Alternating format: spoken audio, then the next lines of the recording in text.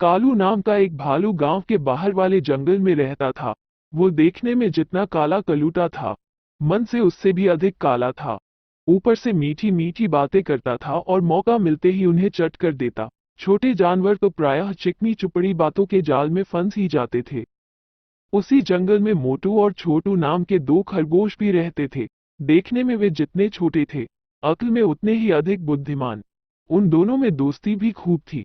दिन भर दोनों मिलकर उछल कूद मचाते और खेलते रहते। बातों ही बातों में कालू भालू का जिक्र आ गया। मारे डर के हुआ बुरा हाल। सच मोटू, इस कालू के बच्चे ने तो छोटे जानवरों का जीना हराम कर दिया है। वह रोज ही किसी न किसी को अपने जाल में फंसा ही लेता है। छोटू की बात सुनकर मोटू बोलने लगा, पर मेरी समझ में यह नहीं आता कि उसे जानते हुए भी हम उसकी बातों में क्यों आ जाते हैं। तुम्हारी बात तो ठीक है मोटू, पर अपने साथियों के बचाव के लिए हमें कुछ न कुछ तो करना ही चाहिए। लेकिन छोटू, हम कर भी क्या सकते हैं। हमें उस भालू को ऐसा सबक सिखाना चाहिए कि वो जीवन भर याद करे।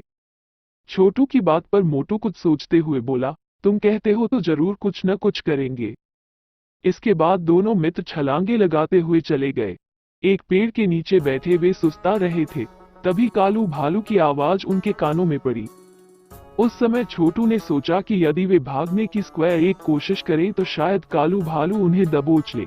इसलिए वह बातें बनाते हुए बोला, अरे कालू दादा, आप यहाँ घूम रहे हो, वहाँ गुफा में विचित्र जीव देखने नहीं गए? विचित्र जीव? कालू ने आश्चर्य से पूछा। और नहीं तो क्या, आज जंगल के कोने वाली गुफा में जाने कहां से एक विचित्र जीव आ गया है। उसका शरीर सांप जैसा लगता है, मुंह शेर जैसा और पूंछ लंगूर जैसी। सभी जानवर उसी को देखने गए हैं।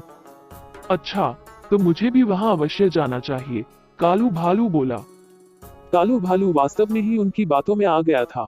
वह उन्हें फांसने की बात भूलकर गुफा में आए विचित्र जानवर को देखने के लिए मुड़ने लगा।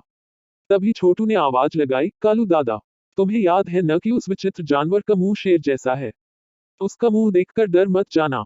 आप ध्यान से गुफा में घुसकर उसे अच्छी तरह से देखना। बड़ा आनंद आएगा आपको। छोटू की बात सुनकर कालू अकड़ते हुए बोला, शेर का मुंह तो क्या, वह असली शेर भी हुआ तो मैं डरने वाला नहीं।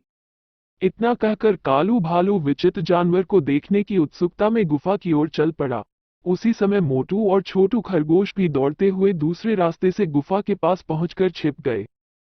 थोड़ी देर बाद कालू भालू गुफा के पास आया और इधर उधर झांककर गुफा के अंदर जाने लगा। सामने ही शेर का मुंह देखकर वह मन ही मन सोचने लगा कि वास्तव में ही वो विचित्र जानवर होगा।